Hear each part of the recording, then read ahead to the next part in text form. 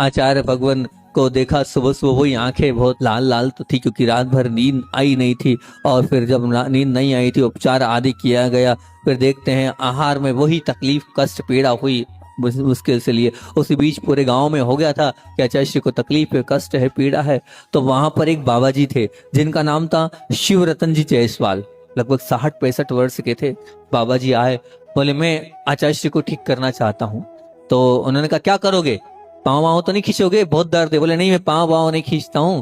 बोले मेरे पास एक लकड़ी है, उस लकड़ी को लगाऊंगा, उस लकड़ी को लगाने के बाद आचार्य श्री का दर्द जो है दूर हो जाएगा।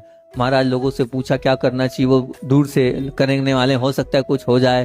फिर कुछ 2-4 लोगों ने स्थानीय बोले नहीं नहीं, ये बाबा जी बहुत हैं, इनके पास लोगों को बहुत आराम मिलता है, दूर दूर से लोग आते हैं। फिर आचार्य महाराज से पूछा, आचार्य बना मैं क्या जानूं, ये तो आप लोगों की व्यवस्था है, आप जानो।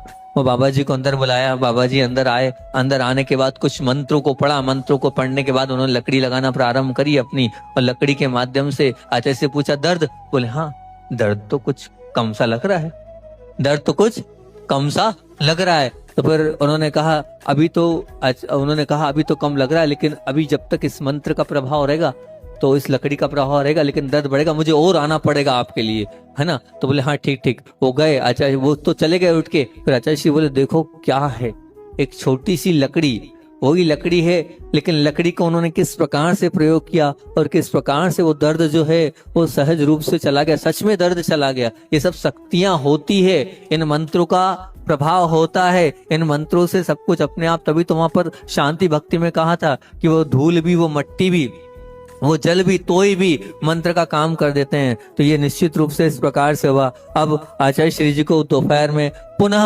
वापस से दर्द बढ़ने लगा, दर्द की और सीमा बढ़ती चली गई, और बढ़ते बढ़ते दर्द जब बढ़ने लगा, तब जो है वहां पर किन्हीं महाराज ने पूछा कि आचार्य श्री जी, जब पूज्य ज्ञान सागर जी महाराज जी को दर्द होता था तब वो क्या होता था, तो बोलते थे, वो ये बोले आचार्य श्री जी बोले ध्यान रखना, अपने को तो थोड़ा दर्द हुआ है, उनको तो 24 घंटे दर्द बना रहता था। साइटिका की बीमारी थी, उस साइटिका की बीमारी में हमेशा सहन करते रहते थे, हमेशा कष्ट को सहन करते रहते थे। उनका वो उस कष्ट को सहन करते करते करते हुए भी कभी उनके चेहरे पर सिकन नहीं होती थी। ये जो रोग आया है असंख्यात गुणी कर्म निर्जरा कराने के लिए आया है, बस समता से सहन करते चले जाएं। मेरे को तकलीफ हो रही, कष्ट हो रही, इसको बोलने से तो और कर्म बनते चले जाएंगे। हम ऐसा कर्म क्यों बांधे, हम इस प्रकार का विकल्प करें ही क्यों, बार बार विकल्प करने से कुछ नहीं होने वाला है। और फिर देखते हैं तो क्या होता है।